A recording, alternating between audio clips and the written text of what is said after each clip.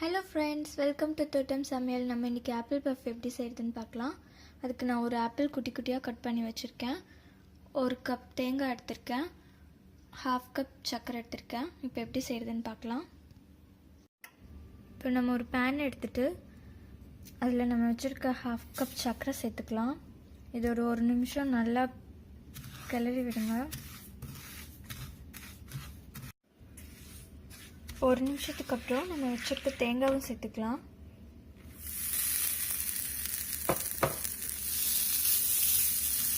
தேங்காய் சேர்த்துனதுக்கு அப்புறம் சக்கரை நல்லா மெல்ட் ஆகுற வரைக்கும் நல்லா ஃப்ரை பண்ணிட்டே இருங்க.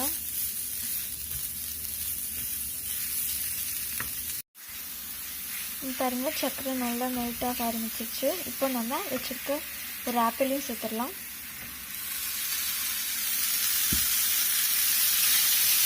ஆப்பிள் சேர்த்துட்டு ஒரு 5-10 நிமிஷம் வரைக்கும் லிட்டு போட்டு நல்லா க்ளோஸ் பண்ணி வச்சுக்கோங்க. ஆப்பிள் தேங்காய் சக்கரை எல்லாமே நல்லா மிக்ஸ் ஆகணும். இப்போ 5 நிமிஷமாக இருக்குது, நம்ம ஓப்பன் பண்ணலாம்.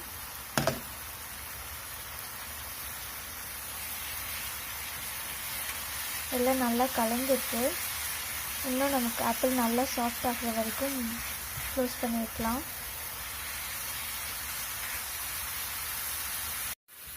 இப்போ பாருங்கள் ஆப்பிள் நல்லா சாஃப்ட் ஆகிடுச்சு. ஒரு வாட்டி நல்லா இந்த மாதிரி அழுத்தி விட்டுருங்க.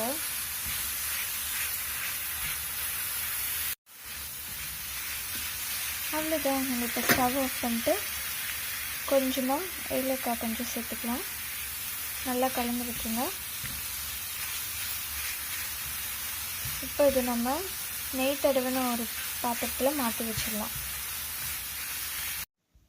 இதுதான் நான் இப்போ நெய் தடவின ஒரு பாத்திரத்தில் மாற்றிட்டேன். நான் இப்போது பிஸ்தா வந்துட்டு சும்மா மேலே போடுறேன். நீங்கள் எந்த நட்ஸ் வேணாலும் போட்டுக்கலாம்.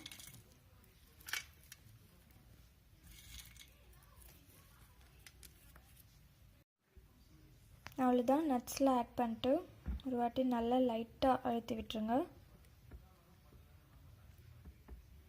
அழுத்தி விட்டுட்டு இது ரூம் டெம்பரேச்சர் வர வரைக்கும் வெளியிலே வச்சுருங்க. அதுக்கப்புறம் நம்ம பீஸ் போட்டுக்கலாம். அவ்வளோதான், இப்போ ரூம் டெம்பரேச்சருக்கு வந்துடுச்சு. நம்ம இப்போ இது பீஸ் போட்டுடலாம்.